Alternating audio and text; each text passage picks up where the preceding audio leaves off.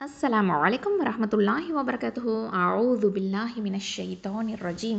بسم الله الرحمن الرحيم. الحمد لله رب العالمين والصلاة والسلام على أشرف المرسلين سيدنا محمد وعلى آله وصحبه أجمعين. أما بعد. الحمد لله sisters, நம்ம இப்போது இன்ஷால்லா 103வது சூரமான அல் ஆஸ்ர் பார்க்க போகிறோம். அல் ஆஸ்ர் அப்படின்னா காலம் அப்படின்னு அர்த்தம், இல்லைனா த டிக்ளைனிங் டே அப்படின்னு சொல்லுவோம். இதில் 3 வசனங்கள் தான் இருக்குது. ஆனால் கருத்துக்கள் அப்படின்னு பார்த்தீங்கன்னா ரொம்ப ரொம்ப அதிகமான கருத்துக்களை கொண்ட சூறாவாக இருக்குது. அல்ஹம்துலில்லாஹ். இந்த அத்தியாயத்துக்கு ஏன் இந்த பேர் வந்துச்சு அப்படின்னு சொன்னால், முதல் வசனத்திலே வல் ஆஸ்ர் அப்படின்னு ஆரம்பிக்கிறதுனால இந்த பேரே இதுக்கு வழங்கப்பட்டிருக்குது. இது எப்போ இறக்கி அருளப்பட்ட காலம் என்ன, எப்போ இறங்குச்சு அப்படின்னு பார்த்தீங்கன்னா, மக்காவில் இறங்குச்சு. அதுவும் ஆரம்ப காலகட்டத்தில் தான் இறங்குச்சு. அந்த காலகட்டங்களில் இஸ்லாத்தில் அறிவுரைகள் சொல்லப்பட்டுக்கிட்டே இருந்துச்சு இல்லையா? அப்போது அந்த அறிவுரைகள் எல்லாமே தானாக மக்களுடைய ஞாபகங்களில் அப்படியே போய் உட்காந்துடணும், நடமாடணும் அப்படிங்கிறதுக்காகவே அல்லாஹ் சுப்ஹானஹு வ தஆலா சின்ன சின்ன வாக்கியங்களை கொண்ட சூறாக்களை நமக்கு கொடுத்துருந்துருக்கான். அல்ஹம்துலில்லாஹ். அந்த காலகட்டங்களில் சின்ன சின்ன சூறாக்களாக இறக்கி அருளி இருக்கிறான். அது மட்டும் இல்லாமல் இந்த சூறாவினுடைய மைய கருத்து என்ன அப்படின்னு பார்த்தீங்கன்னா, மனிதனுடைய வெற்றிக்கான பாதை, அப்புறம் அழிவுக்கும் நாசத்துக்கும் உண்டான பாதை எது அப்படிங்கிறத திட்டவட்டமாக இதில் நமக்கு சொல்லியிருக்கிறான். அதாவது இமாம் ஷாஃபி ரஹ்மஹுல்லா அவங்க என்ன தெரியுமா சொல்கிறாங்க, மக்கள் இந்த அத்தியாயத்தை சிந்தித்து பார்த்தால் அதுவே அவர்களுக்கு நேர்வழி காட்ட போதுமானதாகும் அப்படின்னு சொல்கிறாங்க. அதே மாதிரி நபி தோழர்கள் இந்த சூறாக்கு கொடுத்த இம்பார்ட்டன்ஸ் சுப்ஹானல்லாஹ் ரொம்ப ரொம்ப அதிகம். அதாவது எப்படி அப்படின்னு பார்த்தீங்கன்னா, அப்துல்லா பின் ஹெஸ்ன் ரதியல்லாஹு அன்ஹு அவங்க அறிவிக்கிறாங்க. அதாவது என்ன அப்படின்னு சொன்னால், நபித்தோழர்களில் இருவர் ஒருவரை சந்தித்தால் ஒருவர் மற்றொருவருக்கு இந்த அத்தியாயமான அல் ஆஸ்ரை ஓதி காட்டாமல் பிரிந்து செல்ல மாட்டார்கள் அப்படின்னு சொல்கிறாங்க. சுப்ஹானல்லாஹ். அந்த அளவுக்கு இந்த சூறாக்கு இம்பார்ட்டன்ஸை கொடுத்துருக்காங்க அப்படிங்கிறத நம்ம தெரிஞ்சுக்கிறோம். அது மட்டும் இல்லாமல் இப்போ பார்த்தீங்கன்னா, இந்த சூறாவில் அதாவது ஈமான் கொள்வது, அப்புறம் நற்செயல்கள் செய்கிறது, அதுக்கப்புறமா நம்ம ஒருத்தவங்களுக்கு ஒருத்தவங்க சத்தியத்தையும் உண்மையையும் சொல்கிறது, அதுக்கப்புறம் பொறுமையாக உபதேசிச்சுக்கிறது, இந்த மாதிரியான விஷயங்கள் கண்டிப்பாக செய்யணும். அது செய்யலை அப்படின்னு சொன்னால் அவங்க தான் இழப்புக்குரியவங்க, நஷ்டத்திற்குரியவங்க அப்படிங்கிறது தான் அல்லாஹ் சுப்ஹானஹு வ தஆலா இங்கே நமக்கு சொல்லி காமிக்கிறான். இதுதான் இதனுடைய சாராம்சமாக இருக்குது. அல்ஹம்துலில்லாஹ். இப்போ பொதுவாக பார்த்தீங்கன்னா, மனிதன் அப்படிங்கிறவன் இந்த காலம் அப்படின்னு சொல்கிறோம் இல்லையா? மனிதன் அப்படிங்கிறவனுடைய காலம் அப்படிங்கிறது அவனுடைய வாழ்நாள் தான். அப்போ காலம் அப்படிங்கிற அந்த சொல், அதாவது ஆஸ்ர் அப்படின்னு சொல்கிறோம் இல்லையா? இது கடந்த காலம், அப்புறம் கடந்து கொண்டிருக்கக்கூடிய காலம், எல்லாத்தையுமே இது குறிக்கும். ஸோ எல்லா காலங்கள், அதாவது நம்மளுடைய வாழ்நாளை இது குறிக்கும். ஸோ இது மேலே அல்லாஹ் சுப்ஹானஹு வ தஆலா சத்தியம் பண்ணுறான் அப்படின்னு சொன்னால், எந்த அளவுக்கு நம்மளுடைய வாழ்நாளை நம்ம என்ன பண்ணிகிட்ருக்குறோம். அப்போது சத்தியம் பண்ணுறதுங்கிறது, அல்லாஹ் சுப்ஹானஹு வ தஆலா ஒரு விஷயத்தின் மேலே சத்தியம் பண்ணுறதுங்கிறது அது அவ்வளவு இம்பார்ட்டன்ஸ் இருக்குது அந்த விஷயத்தில் அப்படின்னு அர்த்தம். அதுக்கு முக்கியத்துவம் கொடுத்து அல்லாஹ் சுப்ஹானஹு வ தஆலா நம்ம சத்தியம் பண்ணி சொல்கிறான் அப்படின்னு சொன்னால், அப்பேற்பட்ட வேல்யூபிளான ஒரு விஷயம் நேரம், காலம் அப்படிங்கிறது. நம்ம இந்த உலகத்திலே நிறைய விஷயங்கள் இந்த நேரத்தை பற்றி நம்ம சொல்லுவோம் இல்லையா? ஸோ இந்த மாதிரியாக நேரத்தை கழிக்கிறது அப்படிங்கிறத ரொம்ப சர்வ சாதாரணமாக நம்ம செஞ்சிட்ருக்குறோம். என்டர்டைன்மெண்ட்டுங்கிற பேரில், ஹாபிங்கிற பேரில். ஸோ ரொம்ப ஒரு சர்வசாதாரணமான ஒரு விஷயமா இருக்குது. சுப்ஹானல்லாஹ். ஸோ இதை பற்றி இதில் சத்தியம் பண்ணி இதுக்கு அடுத்ததாக வரக்கூடிய ஆயத்துக்கள் ரொம்ப ரொம்ப ஸ்ட்ராங்கான ஆயத்துக்கள் அது அப்படிங்கிறத நமக்கு உணர்த்தணுங்கிறதுக்காகவே அல்லாஹ் சுப்ஹானஹு வ தஆலா இதில் சத்தியம் பண்ணி நமக்கு சொல்கிறான். அதாவது மனிதன் அப்படிங்கிறவன் பார்த்திங்கன்னா, அவனுடைய வயசு எல்லாமே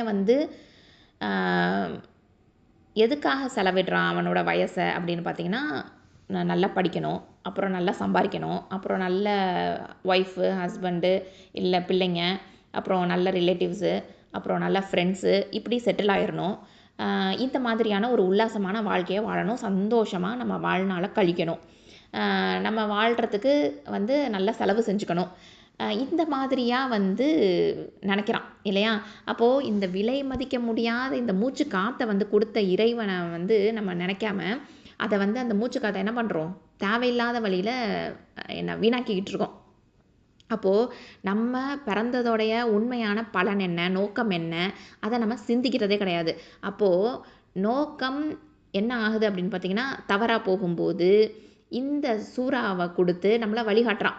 அப்போது நோக்கம் தவறு, இதை நீ சரி பண்ணு அப்படிங்கிறதுக்காக தான் இந்த சூறா நமக்கு ஒரு ரிமைண்டராக அல்ஹம்துலில்லாஹ் இருக்குது. அப்போது தவறான நோக்கம் எதில் போய் முடியும்? நஷ்டத்தில் தான் முடியும் இல்லையா? அப்போது நம்ம வந்து சரிவாகிறதுக்கு என்ன வழி அப்படின்னு சொன்னால் அந்த உண்மையை உணர்றது தான். சுப்ஹானல்லாஹ். இப்போது இந்த சூறா வந்து எந்த காலகட்டத்தில் அருளப்பட்டுச்சு அப்படின்னு பார்த்தீங்கன்னா, அதாவது அபூபக்கர் சித்திக் ரலியல்லாஹு அன்ஹு அவங்க வந்து இஸ்லாத்தை தழுவிய நேரத்தில் தான் இது வந்து அருளப்பட்டிருக்குது. அதாவது அவங்களோட ஃப்ரெண்டு வந்து கல்தா பின் உசைத் அப்படின்னு சொல்லக்கூடியவர் ஒரு ஃப்ரெண்டாக இருந்திருக்காரு. அவர் வந்து காஃபிராகவே இருக்கார். ஓகேவா? இவர் வந்து அபூபக்கர் சித்திக் ரலியல்லாஹு அன்ஹு ஆரம்ப காலகட்டத்திலேயே வந்து ஆண்கள்லேயே வந்து முதலாவதாக வந்து ஈமான் கொண்டவங்க இல்லையா? அப்போது ஒரு தடவை வந்து ஒரு நாள் என்ன பண்ணுறாங்க, அபூபக்கர் சித்திக் ரலியல்லாஹு அன்ஹு அவங்க வந்து கல்தா பின் உசைத் அவரை வந்து சந்திக்கிறாங்க. அப்போது அந்த கல்தா வந்து இவரை பார்த்து கேட்குறாரு, அபூபக்கரே அப்படின்னு சொல்லி அழைச்சி கேட்குறாரு, உங்களுடைய அறிவோட திறமையினாலும் சுறுசுறுப்புனாலும் நீங்கள் வந்து பிஸ்னஸில் ரொம்ப லாபத்தை வந்து அடைஞ்சிட்ருக்கீங்க. ஆனால் இப்போ உங்களுக்கு என்ன நேர்ந்துருச்சு, என்ன நடந்துருச்சு, நஷ்டத்தில் போய் விழுந்துட்டீங்களே. அதாவது உங்களுடைய மூதாதையர் அவங்க வச்சுருந்த அவங்க கொண்டிருந்த மார்க்கத்தை வந்து நீங்கள் புறக்கணிச்சிட்டிங்களே, லாத் உஸ்ஸாவை வணங்குறதுலேருந்து நீங்கள் தடுமாறிட்டீங்களே, அதனுடைய அன்பை எல்லாத்தையும் நீங்கள் இழந்துட்டீங்களே அப்படின்னு சொல்லிட்டு இந்த கல்தா பின் உசைதுங்கிறவர் அபூபக்கர் சித்திக் ரலியல்லாஹு அன்ஹு அவங்க கிட்ட வந்து இவர் இஸ்லாத்தை தழுவுனதுனால இப்படியெல்லாம் வந்து சொல்கிறாரு. அப்போது கல்தாவுடைய இந்த சொற்கள்லாம் கேட்டவுடனே அபூபக்கர் சித்திக் ரலியல்லாஹு அன்ஹு அவங்களுக்கு ரொம்ப கஷ்டமாயிடுச்சு மனசுக்கு. இப்படி ஒரு சொற்களெல்லாம் இவர் சொல்கிறாரே ஃப்ரெண்டு அப்படின்னு சொல்லிட்டு. அப்போ இவர் என்ன சொன்னார்னா, சத்தியத்தை ஏற்றுக்கிட்டு நற்செயல்கள் புரிந்து வரக்கூடிய ஒருவன் வந்து எப்பொழுதுமே நஷ்டத்தில் விழமாட்டான் அப்படின்னு அவருக்கு பதில் கொடுத்துருக்கிறாரு. ஓகேவா? இதை உறுதிப்படுத்துறதுக்காகத்தான் இந்த அத்தியாயம் அல்லாஹ் சுப்ஹானஹு வ தஆலா இறக்கி அருளினான் அப்படின்னு தஃப்சீரில் பதிவு செய்யப்பட்டிருக்குது. சுப்ஹானல்லாஹ். ஸோ அவ்வளவு ஒரு முக்கியமான ஒரு விஷயமாக நம்ம பார்க்குறோம். அதாவது நம்ம வந்து நேரத்தை வந்து அதாவது காலத்தை வந்து நம்ம அதை பயன்படுத்திக்கல அப்படின்னு சொன்னால் நம்ம வந்து வெற்றியோட இலக்கை மாறி போயிட்டுருக்குறோம் அப்படின்னு அர்த்தம் இல்லையா? நம்ம வெற்றியோட இலக்கை அடையலை அப்படின்னு அர்த்தம். சுப்ஹானல்லாஹ். ஸோ இந்த மாதிரி வந்து காலம் அப்படிங்கிறது வந்து ரொம்ப ரொம்ப முக்கியமான ஒரு விஷயம். இதை நான் கண்டிப்பாக நம்ம வந்து உணர்ந்து தான் இருக்கிறோம். இன்ஷா அல்லாஹ் இதை வந்து அல்லாஹ் சுப்ஹானஹு வ தஆலா இந்த சூறால என்ன சொல்லியிருக்கிறான் அப்படிங்கிறத தெரிஞ்சுக்கலாம். அதாவது நம்ம பொதுவாகவே சொல்லுவாங்க இல்லையா, முஸ்லீமாக பிறந்துட்டா அவங்க வந்து சொர்க்கத்துக்கு போயிடுவாங்க அப்படின்னு சொல்லுவாங்க. அப்படிலாம் வந்து நமக்கு கேரண்டி கிடையாது. அப்படி தானே? ஏன்னா நம்ம வந்து இந்த நம்ம சொர்க்கத்துக்கு போகணும் அப்படின்னு சொன்னால் இந்த குவாலிட்டிஸ் இப்போ அல்லாஹ் சுப்ஹானஹு வ தஆலா சொல்லக்கூடிய இந்த குவாலிட்டிஸில் நம்ம இருந்தால் தான் நம்மளோட செயற்பாடுகள் நம்ம வந்து இந்த மாதிரி உலகத்தில் நடந்திருந்தால் அல்ஹம்துலில்லாஹ் நமக்கு வெற்றி கிடைக்கும். ஸோ அது என்ன அப்படின்றத இப்போ தெரிஞ்சுக்கலாம். இப்போ பாருங்கள், முதல் ஆயத்து வல் ஆஸ்ர் அப்படின்னா காலத்தின் மீது சத்தியமாக. இந்த வாவ் அப்படிங்கிறது வந்து சத்தியத்தை குறிக்கக்கூடிய வாவ், அவுல் கசம் அப்படின்னு சொல்லுவோம். அல்லாஹ் சுப்ஹானஹு வ தஆலா காலத்தின் மீது சத்தியமாக அப்படின்னு இதை வந்து நமக்கு சத்தியம் பண்ணி சொல்கிறான். அதுக்கப்புறம் பார்த்தீங்கன்னா ரெண்டாவது ஆயத்தை பாருங்கள், இன்னல் இன்சான லஃபி ஹுஸ்ர். இப்போது இன்ன நிச்சயமாக, இண்டீட் நிச்சயமாக, அல் இன்சான மனிதன். இப்போது அன்னாஸ் அப்படின்லாம் சொல்கிறோம் இல்லையா? அன்னாஸ் அப்படின்னா மேன்கைண்டு அப்படின்னு சொல்லுவோம் இல்லையா? மனித குலம். சூரத்து நாஸ்லலாம் நம்ம பார்க்குறோம் இல்லையா? அப்போது நாஸோடைய இது வந்து அல் இன்சான் அப்படிங்கிறது மனிதன் அப்படின்னு அர்த்தம். ஓகேவா? அதனுடைய பன்மை தான் நாஸு. அப்போது இன்சான், அல் இன்சானா மேன்கைண்டு மனிதன். லஃபி அப்படின்னா அதாவது லஃபி ஹுஸ்ர் அப்படின்னா, ஹுஸ்ர்னா நஷ்டத்தில் தான். லா அப்படிங்கிறது வந்து உறுதித்தன்மையை சொல்கிறதுக்காக பயன்படுத்தக்கூடிய லாம் அது. அப்போது இன்ன அப்படின்னாலும் உறுதி தான், நிச்சயமாக, சத்தியமாக, உறுதியாக அப்படின்ற அந்த உறுதியை சொல்கிறதுக்காக தான். அடுத்த இந்த லாமும் உறுதிய தன்மையை சொல்கிறதுக்கு தான் வருது. ஓகேவா? சுப்ஹானல்லாஹ். அப்போ நிச்சயமாக மனிதன் நஷ்டத்தில் தான் இருக்கிறான். தமிழில் வந்து நிச்சயமாக மனிதன் நஷ்டத்தில் நிச்சயமாக உறுதியாக இருக்கிறான் அப்படின்னு இப்போ தமிழில் அப்படியே டிரான்ஸ்லேட் பண்ணோன்னா எத்தனை நிச்சயமாக உறுதியாக போட்டுக்கிட்டே இருக்கணும். அந்த அளவுக்கு அவ்வளோ ஸ்ட்ராங்கான மெசேஜ் இது. அப்போது அதுக்காக தான் எப்படி டிரான்ஸ்லேட் பண்ணுவாங்கன்னா, நிச்சயமாக மனிதன் நஷ்டத்தில் தான் இருக்கிறான் அப்படின்னு சொல்லுவாங்க. ஸோ அந்த அளவுக்கு உறுதி. அப்போது மனிதன் உண்மையிலேயே நஷ்டத்தில் தான் இருக்கிறான் அப்படின்னு நமக்கு புரிய வைக்கிறதுக்காக அல்லாஹ் சுப்ஹானஹு வ தஆலா இங்கே சொல்கிறான். அதுக்கு அடுத்ததாக பாருங்கள், இல்லல்லதீன ஆமனு வஅமிலு ஸ்ஸாலிஹாத்தி வதவாஸௌ பில் ஹக்கி வதவாஸௌ பிஸ் ஸப்ர். இப்போது இல்லா அப்படின்னா தவிர, எக்ஸப்ட். அல்லதீன ஆமனு, அல்லதீன அப்படின்னா அவர்கள் எத்தகையவர்கள் என்றால், ஆமனு நம்பிக்கை கொண்டவர்கள். ஓகே, நம்பிக்கை கொண்டவர்கள். அடுத்தது வஅமிலு ஸ்ஸாலிஹாத்தி, வஅமிலு அப்படின்னு சொன்னால் இன்னும் செய்தார்கள். ஓகே, வஅமிலு அமல் செய்கிறது, இன்னும் செய்தார்கள். சாலிஹாத் எப்படிப்பட்ட அமல்கள்? சாலிஹாத்தான அமல்கள், நற்செயல்கள், ரைச்சியஸ் டீட்ஸை. வத்தவாசவ், வாவ் அப்படிங்கிறது மேலும் அப்படின்னு அர்த்தம்.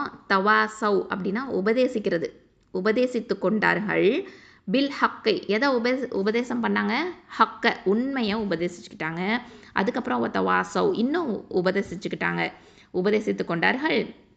எதை? பிஸ் சப்ரு, அப்போது பொறுமையை கொண்டு உபதேசிச்சுக்கிட்டாங்க. அப்போது இதை எப்படி பொருள் கொள்ளணும்? ஆனால் எவர்கள் இறை நம்பிக்கை கொண்டும் நற்செயல்கள் புரிந்து கொண்டும் மேலும் ஒருவருக்கொருவர் சத்தியத்தை எடுத்துரைத்து பொறுமையை கடைபிடிக்குமாறு அறிவுரை கூறிக்கொண்டும் இருந்தார்களே அவர்களை தவிர. சுப்ஹானல்லாஹ். அப்போ அல்லாஹ் சுப்ஹானஹு வ தஆலா இதில் 4 குவாலிட்டிஸை நமக்கு சொல்கிறான். ஒன்று என்ன? நம்பிக்கை கொள்ளணும். ரெண்டாவது நற்செயல்கள் செய்யணும். மூணாவது உண்மையை தங்களுக்குள்ளார உபதேசிச்சுக்கணும். நாலாவது பொறுமையையும் தங்களுக்குள்ளார உபதேசிச்சுக்கணும். இவங்களை தவிர, இவங்க தான் யாரா? நஷ்டமே அடையாதவங்க. ஓகேவா? இவங்க தான் நஷ்டம் அடையாதவங்க. இவங்களை தவிர இந்த குவாலிட்டிஸில் இருக்காங்க பார்த்தீங்களா, அவங்க எல்லாருமே நஷ்டம் அடைஞ்சவங்க அப்படின்னு அல்லாஹ் சுப்ஹானஹு வ தஆலா இங்கே நமக்கு சொல்கிறான். அல்ஹம்துலில்லாஹி ரப்பில் ஆலமீன். எவ்வளவு ஒரு பவர்ஃபுல்லான ஒரு விஷயம் இது.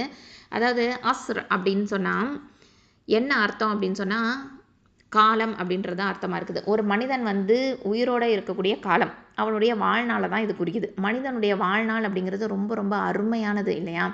அதில் உள்ள ஒவ்வொரு மூச்சும் விலை மதிக்க முடியாதது. சுப்ஹானல்லாஹ். அப்போது வாழ்நாளில் நம்ம கிட்டேருந்து ஒரு வினாடி போயிடுச்சுனாலும் அதை யாராவது ஈடு கொடுத்து திரும்ப அந்த ஒரு வினாடியை எடுக்க முடியுமா? கண்டிப்பாக திரும்ப பெறவே முடியாது.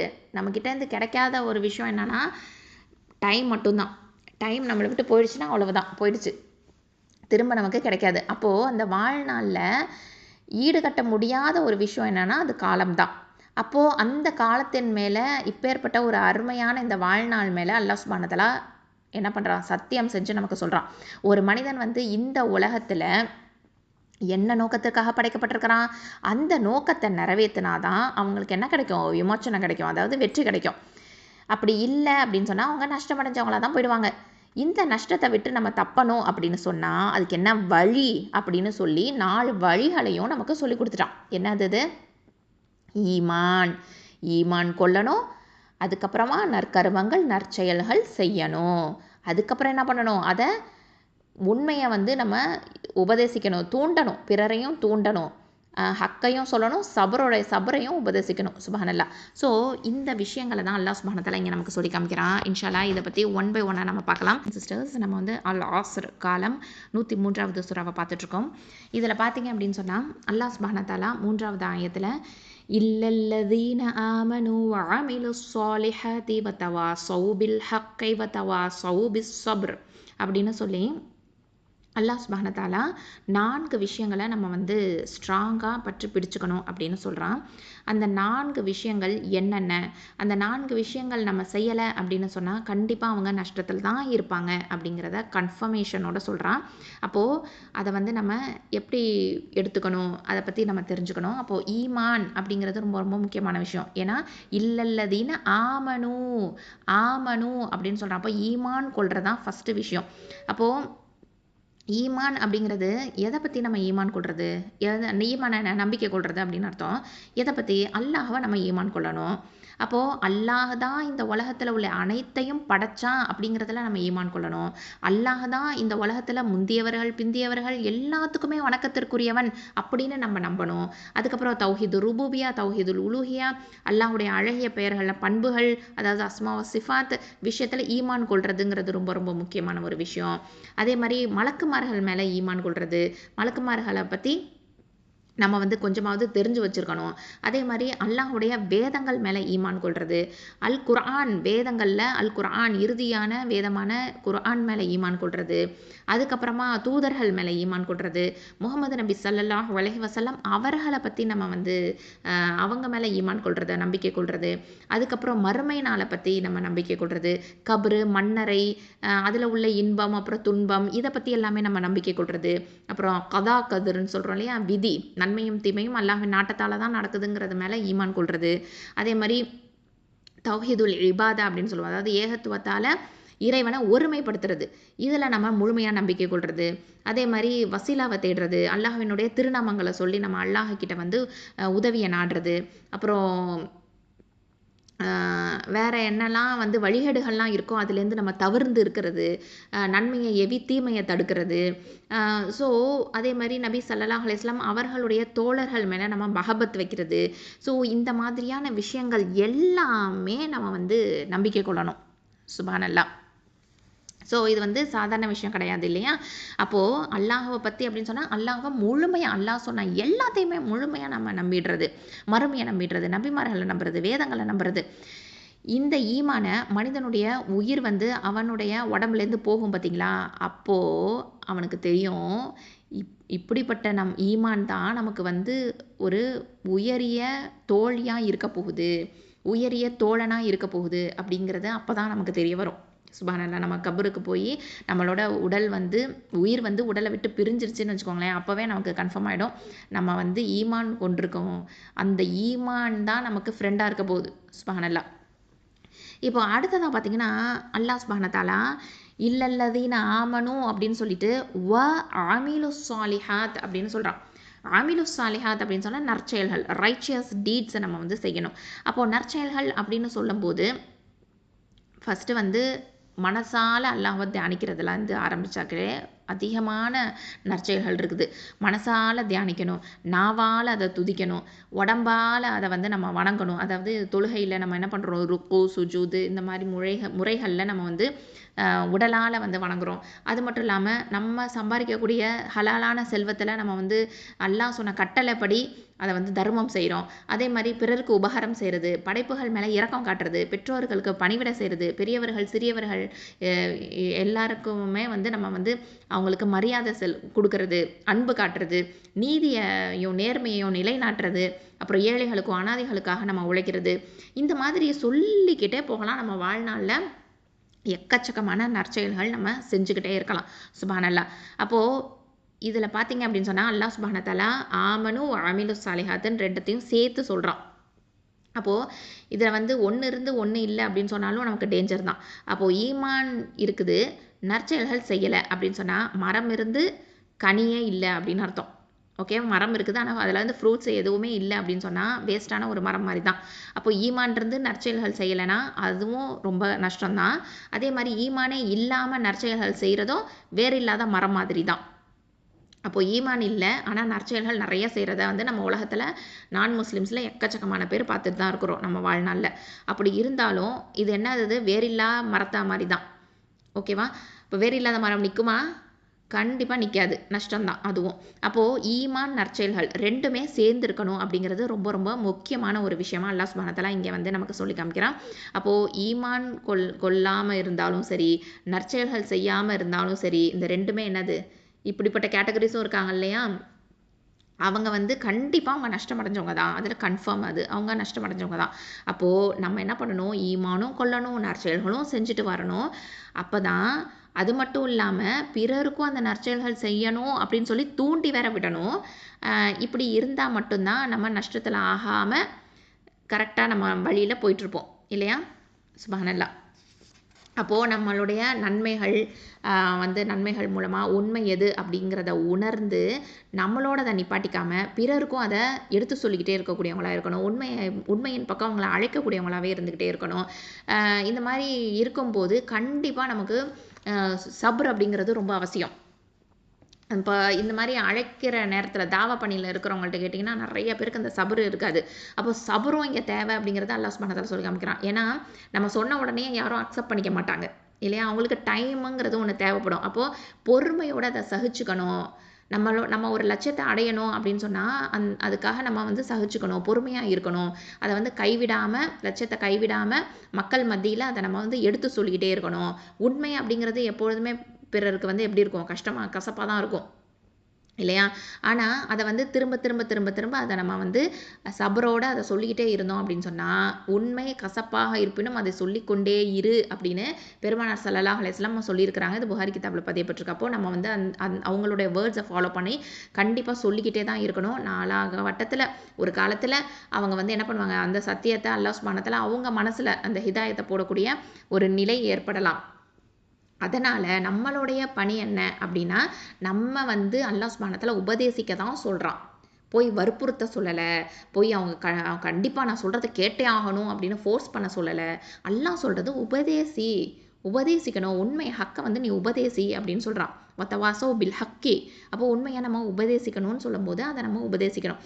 அப்போது சுப்ஹானல்லாஹ், அப்போது அதாவது இப்போ நம்ம இப்படியே செஞ்சுக்கிட்டே இருந்தோம்னு வச்சுக்கோங்களேன், நம்ம இறந்ததுக்கு பிற்பாடு கூட நமக்கு நன்மைகள் வந்துக்கிட்டே தான் இருக்கும் இல்லையா? நம்ம வந்து சதகத்துல் ஜாரியா அப்படின்னு அந்த காரியங்களில் ஈடுபட்டுக்கிட்டே இருந்தோம்னா, நம்ம இறந்ததுக்கு அப்புறமும் நம்மளுக்கு நன்மைகள் வந்துக்கிட்டே தான் இருக்கும். நம்ம உயிரோடு இருக்கும் போது எப்படி நம்ம செஞ்சுக்கிட்டே இருப்போமோ நன்மைகளை, அதே மாதிரி நம்ம இறந்ததுக்கு பிற்பாடும் நமக்கு நன்மைகள் வந்துக்கிட்டே இருக்கும்.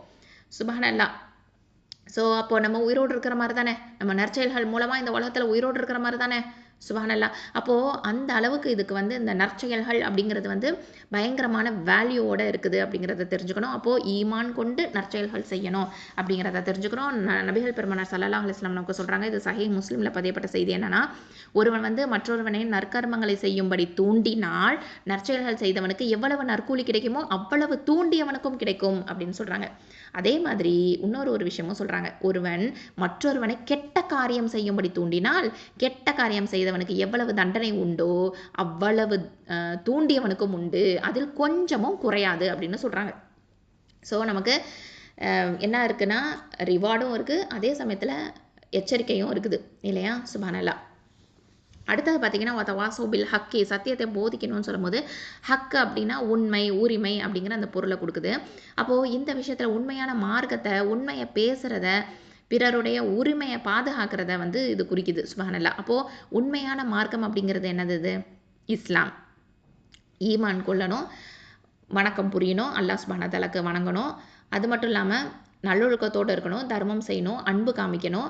ஸோ எல்லா அம்சங்களும் அடங்கியது தான், அப்படி தானே? இப்போ பள்ளிவாசல் கட்டுறதா இருக்கட்டும், அதாவது மதரசாவோ மஸ்ஜிதோ, நல்ல லைப்ரரி நூலகங்கள் வைக்கிறதோ, இல்லை நூல்கள் எழுதுறதோ, இல்லைனா கல்வியை பிறருக்கு கற்றுக் கொடுக்குறதோ, இந்த மாதிரியாக விஷயங்கள் வந்து நம்ம பிறருக்கு வந்து செஞ்சுக்கிட்டே இருக்கலாம் இல்லையா? ஏன்னா இந்த கல்வியிலேயே பார்த்திங்கன்னா, உண்மையான கல்வி, பெனிஃபிஷியல் நாலேஜ் எதில் இருக்குன்னா குர்ஆன் சுன்னா கல்வியில் தான் இருக்குது இல்லையா? அப்போது இந்த உண்மையான விஷயங்களை நம்ம ஹக்கை வந்து எடுத்து சொல்லிக்கிட்டே இருக்கணும். ஏன்னா சஹாபாக்கள் மத்தியில் வந்து இது ரொம்ப ஒரு ஒரு முக்கியமான ஒரு விஷயமா இருந்துச்சு, கல்வியை வந்து பிறருக்கு சொல்லிக்கிட்டே இருக்கிறது அப்படிங்கிறது. ஏன்னா அவங்களுக்கு தான் இன்ன வரைக்குமே நம்மளுடைய நம்ம செய்யக்கூடிய நன்மைகளில் பங்கு அவங்களுக்கு போயிட்டே தான் இருக்கும். சுப்ஹானல்லாஹ். ஏன்னா அவங்க வழியாக தான் நமக்கு எல்லா செய்திகளும் வந்து ரீச் ஆகிருக்கு இல்லையா? அப்போ அதில் வந்து அவங்களுக்கு அந்த நற்செயல்கள் அவங்க செஞ்சதுனால எல்லா ஹதீஸ்கள் எல்லாத்தையும் தொகுத்து அவங்க அறிவிச்சாங்க, இவங்க அறிவிச்சாங்க, நம்ம எல்லாத்தையும் படிக்கிறோம் இல்லையா, தெரிஞ்சுக்கிறோம் இல்லையா? அப்போ நம்ம அமல்கள் செய்கிறோம் இல்லையா? அப்போ நம்ம செய்யக்கூடியதில் எல்லாமே அவங்களுக்கும் பங்கு போயிட்டே இருக்குது. அது மட்டுமா, அடுத்ததாக பார்த்தீங்கன்னா சலஃபு சாலிஹின்கள், தாபியின்கள், அதுக்கப்புறம் இமாம்கள், தீனை போதிக்கக்கூடிய ஆலிம்கள் இருக்காங்க, வலிமார்கள் இருக்கிறாங்க. இவ்வளவு பேருக்கும் கண்டிப்பாக இதில் வந்து அவங்க நம்மளுடைய நன்மைகள் எல்லாமே பங்கெடுக்கக்கூடியவங்களாக தான் இருக்கிறாங்க. சுப்ஹானல்லாஹி வ பிஹம்திஹி. அப்போது நம்மளும் பிறருக்கு எத்தி வைக்கும் போது, அவங்க செய்யும்போது நமக்கும் அந்த நன்மை வருமா வராதா? சுப்ஹானல்லாஹ். இதெல்லாம் வந்து எவ்வளவு பெரிய விஷயம் இது. சுப்ஹானல்லாஹ். அப்போது சத்தியத்தை நம்ம போதிச்சுக்கிட்டே இருக்கணும், உண்மையை வந்து நம்ம ஹக்கை வந்து உபதேசிச்சுக்கிட்டே இருக்கணும் அப்படிங்கிறத நம்ம தெரிஞ்சுக்கிறோம். அது மட்டும் இல்லாமல் அடுத்ததான் வத்தவாசோ பிஸ் சப்ர் அப்படின்னு அல்லாஹ் சுப்ஹானஹு வ தஆலா சொல்லிட்டான். அப்போது ஒருவருக்கொருவர் பொறுமையோட போதிக்கணும், அப்போது பொறுமையாக உபதேசிக்கணும். அப்போது சப்ர் அப்படிங்கிறது பொறுமை அப்படின்னு அர்த்தம். ஒருத்தவங்களுக்கு ஏற்படக்கூடிய கஷ்டங்கள், அதாவது டாலரன்ஸ் அப்படின்னு சொல்லுவோம் இல்லையா இங்கிலீஷில், டாலரேட் பண்ணிக்கிறது, சகிப்புத்தன்மையோடு இருக்கிறது. அதாவது ஒரு விஷயம் நம்ம சொல்கிறோம் அப்படின்னு சொன்னால் நமக்கு வந்து ஏகப்பட்ட அதாவது காய்க்கிற மரத்துக்கு தான் கல்லடி அப்படின்லாம் சொல்லுவாங்க. பொதுவாகவே வந்து ஒருத்தவங்களுக்கு ஏற்படக்கூடிய கஷ்டங்களை வந்து சகிச்சுக்கணும், பொறுமையோடு இருந்துக்கணும். பிறரால் உண்டாகக்கூடிய வசைகள் இருக்குது, துன்பங்கள் இருக்குது, எல்லாத்தையுமே அது பொறுத்துக்கணும். இன்னும் அல்லாஹுக்காக நம்ம பொறுத்துக்கணும். மனிதனுக்கு ஏற்படக்கூடிய இந்த மாதிரியான விஷயங்கள் வந்து நம்ம கஷ்டங்கள் துன்பங்கள் என்னெல்லாம் ஃபேஸ் பண்ணாலும் சரி லைஃப்பில் அல்லாஹுடைய தீனுக்காக அல்லாஹுடைய பாதையில் ஃபீ சபீலில்லாஹ் நான் கஷ்டப்படுறேன். அப்போது நம்ம வந்து அதில் முஜாஹிதாக இருப்போம். அதாவது நம்ம வந்து இதிலலாம் வந்து கஷ்டப்படும் போது ஜிஹாதை செய்யக்கூடியவங்களாக இருப்போம். சுப்ஹானல்லாஹ். அப்போது அந்த நேரத்தில் எல்லாத்துலேயும் நமக்கு எது தேவை அப்படின்னு பார்த்திங்கன்னா சப்ரு தான் தேவை. அப்போது கெட்ட விஷயங்களை நம்ம கிட்டேருந்து ஒதுக்குறதுக்கும் அந்த சப்ரு தேவை. சுப்ஹானல்லாஹ். அப்போது நற்செயல்கள் செய்யறதுக்கு தூண்டணும், அதே மாதிரி கெட்ட காரியங்களை விட்டு பிறரை விளக்குறதுக்கும் மனிதன் வந்து முயற்சி செஞ்சுக்கிட்டே இருக்கணும். முதல்ல வந்து ஃபஸ்ட்டு என்ன பண்ணணும்னா தன்னை சீர்திருத்திக்கணும். தான் ஃபஸ்ட்டு ஒழுங்காக இருக்கணும், அதுக்கப்புறம் பிறருக்கு சொல்லிக் கொடுக்கணும் இல்லையா? அப்போது ஃபஸ்ட்டு நமக்கு நாமே வந்து என்ன பண்ணணும் அப்படின்னு பார்த்திங்கன்னா நமக்கு நாமே தூய்மைப்படுத்திக்கிட்டே இருக்கணும் நம்மளை. அதாவது மனசை உள்ரங்கத்திலும் வெளிரங்கத்திலும் தூய்மையோடவே இருக்கணும் நம்மளுடைய உள்ளம். அதாவது ஈமான் கொண்டு நற்செயல்கள் செஞ்சு பிறரையும் நற்செயல்கள் செய்யும்படி தூண்டி விடணும், கெட்ட காரியங்களை விட்டும் விலகும்படியும் தூண்டிக்கிட்டே இருக்கணும். சுப்ஹானல்லாஹ். இந்த விஷயங்களை தான் அல்லாஹ் சுப்ஹானஹு வ தஆலா இந்த சூறால நமக்கு சொல்லி காமிக்கிறான். அல்ஹம்துலில்லாஹி ரப்பில் ஆலமீன். ரொம்ப அழகான சின்ன சூறான கருத்தாழமிக்க சூறா. அப்போது காலத்தின் மீது சத்தியமாக மனிதன் உண்மையில் நஷ்டத்தில் இருக்கிறான். ஆனால் எவர்கள் இறை நம்பிக்கை கொண்டும் நற்செயல்கள் புரிந்து கொண்டும் மேலும் ஒருவருக்கொருவர் சத்தியத்தை எடுத்துரைத்தும் பொறுமையை கடைபிடிக்குமாறு அறிவுரை கூறிக்கொண்டும் இருந்தார்களோ அவர்களை தவிர அப்படின்னு அல்லாஹ் சுப்ஹானஹு வ தஆலா இங்கே சொல்லிட்டான். ஸோ இன்ஷா அல்லாஹ் இந்த 4 குவாலிட்டிஸ் நம்மக்கிட்ட இருக்குதா அப்படின்னு தினம் நம்ம வாழ்நாள செக் பண்ணக்கூடிய ஒரு நிலையில தான் இருக்கிறோம். அல்ஹம்துலில்லாஹி ரப்பில் ஆலமீன். அல்ஹம்துலில்லாஹ் சிஸ்டர்ஸ். இப்போ நம்ம 103வது சூறாவான அல் அஸ்ர் 3 ஆயத்துக்களை கொண்ட சூறா. இதுக்கு தஜ்வீத் சட்டங்களை பார்த்துடலாமா? அஊது பில்லாஹி மினஷ் ஷைத்தானிர் ரஜீம்.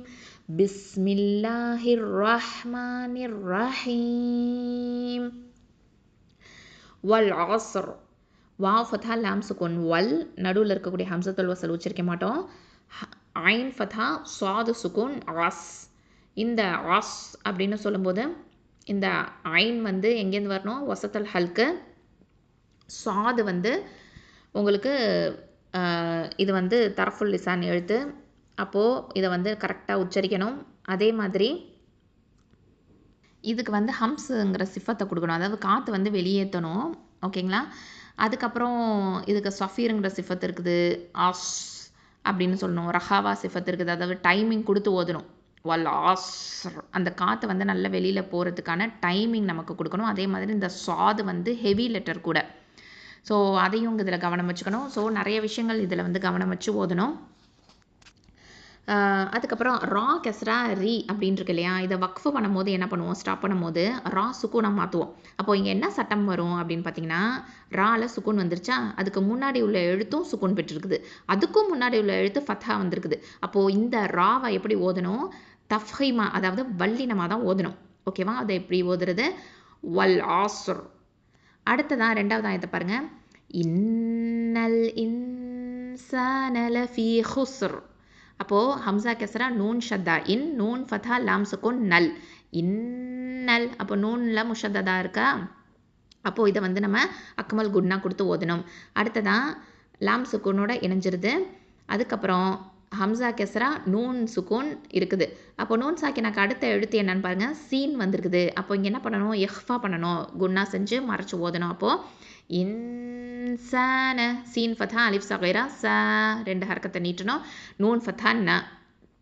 அடுத்தது லாம் ஃபதா ல ஃபா கெஸ்ரா ஹம், அதாவது யா சுக்கூன். இது வந்து யாவுல் மத்தா. அப்போ 2 ஹர்க்கத்தை நீட்டணும்.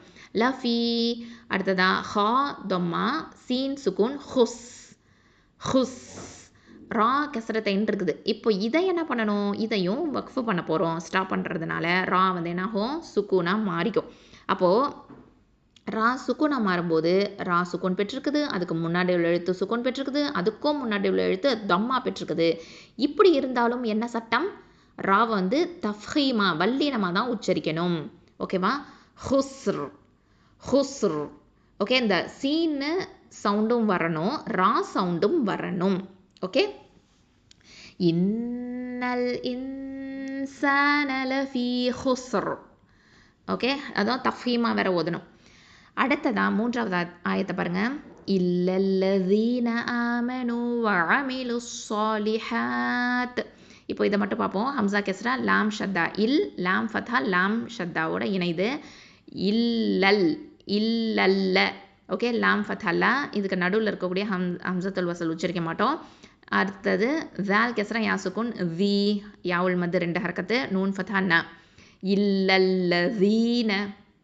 இதில் மொத்தத்தில் பார்த்துங்க 2 லாம்லையும் ஷத்தா இருக்குது. அப்போது 4 தடவை உச்சரிக்கிற மாதிரி, 4 லாமை உச்சரிக்கிற மாதிரி நம்ம சவுண்டு கொடுக்கணும். ஓகேவா? லாம் சுக்கூன் இருக்குது, லாம் ஃபத்தா இருக்குது. சரியா? ஓகே, அடுத்ததான் ஆமனு ஹம்சா ஃபத்தா அலிஃப் மத் இருக்குது. அப்போது இது வந்து மத்துல் பதல்னு சொல்லுவோம். 2 ஹரக்கத்தை நீட்டணும். மீம் ஃபத்தாமா, நூன் தம்மா, வாவ் சுக்கூன், நூ இது வாவுல் மத்து. ஆமனு. அடுத்ததான் வாவ் ஃபத்தாவா, ஐன் ஃபத்தா அ, மீம் கெஸ்ரா மீ, வ மீ, லாம் தம்மா, வாவ் சுக்கூன் லூ. இப்போது இதில் என்னன்னு பார்த்தீங்கன்னா, அடுத்த வார்த்தையில் வந்து சாதில் ஷத்தா இருக்குது. அப்போது இந்த வாவுல் மத்து வந்து வீழ்த்தப்பட்டுடும். அப்போது லாம் தம்மா வந்து என்னாகும், சாதோட இணைஞ்சிரும், இதுக்காம ஆகிடும். அப்போது வஅமிலுஸ். ஓகே, அப்போது சாது ஃபத்தா அலிஃப் மத்து, அலிஃப் சகைரா இருக்குது. அப்போ சா ஹெவி லெட்டர், நல்ல வாயை ஓப்பன் பண்ணி ஓதுங்க. அதாவது நம்மளுடைய சான்னு சொல்லும்போது அந்த சப்தம் வந்து மேல் முரசை நோக்கி போகணும். ஓகேவா? அடுத்ததான் லாம் கெஸ்ரா லி, ஹ ஃபத்தா அலிஃப் மத்து, ஹ 2 ஹரக்கத்தை நீட்டணும். த கெஸ்ரா தி. அப்போது இல்லல்லதீன ஆமனு வஅமிலு ஸாலிஹாத்தி அப்படின்னு வரும். அடுத்ததாக பாருங்கள், இதை தொடர்ந்து ஓதுனா வந்து ஸாலிஹாத்தி அப்படின்னு சொல்லி அப்படியே கண்டினியூ பண்ணுவோம். இல்லைனா இங்கே வந்து வக்ஃபு பண்ணிவிட்டு ஸாலிஹாத் அப்படின்னு சொல்லி வக்ஃபு பண்ணி நிப்பாட்டலாம். திரும்பவும் ஆரம்பிக்கும் போது ஆமிலு ஸாலிஹாத்தி ஒத்தவாசோ அப்படின்னு தான் ஆரம்பிக்கணும். ஓகேவா? அடுத்தது பாருங்கள், ஒத்தவாசோவுக்கு வாவ் ஃபத்தா வா, த ஃபத்தா த, வாவ் ஃபத்தா அலிஃப் மத்து, வா 2 ஹரக்கத்தை நீட்டணும். அடுத்தது சாது ஃபத்தா வாவ் சுக்கூன் சௌ, இது வந்து வாவுல் லீன், இது வத்தவா சௌ. அடுத்தது ப கெஸ்ரா லாம் சுக்கூன் பில், நடுவில் இருக்கக்கூடிய ஹம்சத்துல் வசல் உச்சரிக்க மாட்டோம். ஹ ஃபத்தா காஃப் ஷத்தா, ஹக் காஃப் கெஸ்ரா கை, பில் ஹக்கை. இந்த ஹ சொல்லும் போது இது வந்து நல்லா வந்து வசத்துல் ஹல்குலேருந்து வரக்கூடிய எழுத்து, நல்லா காற்று வெளியில் வரணும். அடுத்ததான் திரும்பவும் ஒத்தவா சௌ. அடுத்தது பிஸ் சப்ரி, ப கெஸ்ரா பி, சாது ஃபத்தா ப கெஸ்ரா, சாது ஃபத்தா பிஸ், சாது ஃபத்தா ப சுக்கூன் சப், சப் இது வந்து கல்கலத்து சுகரா. ஓகே, இந்த ப சுக்கூனுக்கு கல்கலத்து சுகரா கொடுக்கணும். ரா கெஸ்ரா ரி, பிஸ் சப்ரி. இப்போ வக்ஃபு பண்ணுறதுனால என்ன பண்ணணும், ரா சுக்கூன் பெற்றிருக்குது, அதுக்கு முன்னாடி உள்ள எழுத்தும் சுக்கூன் பெற்றிருக்குது, அதுக்கும் முன்னாடி உள்ள எழுத்து ஃபத்தா பெற்று வந்திருக்குது. அப்போ இங்கே என்ன சட்டம், தஃஹீமாக ஓதணும் இந்த ராவை. ஓகேவா? அப்போது பிஸ் சப்ர். அல்ஹம்துலில்லாஹ். இது எப்படி ஓதுறது? இல்லல்லதீன ஆமனு வஅமிலு ஸாலிஹாத்தி வதவாஸௌ பில் ஹக்கி வதவாஸௌ பிஸ் ஸப்ர். அல்ஹம்துலில்லாஹ். சிஸ்டர்ஸ், இந்த மாதிரி நல்லா ப்ராக்டிஸ் பண்ணிக்கோங்க. அஸ்ஸலாமு அலைக்கும் வரஹ்மத்துல்லாஹி வபரகாத்துஹு.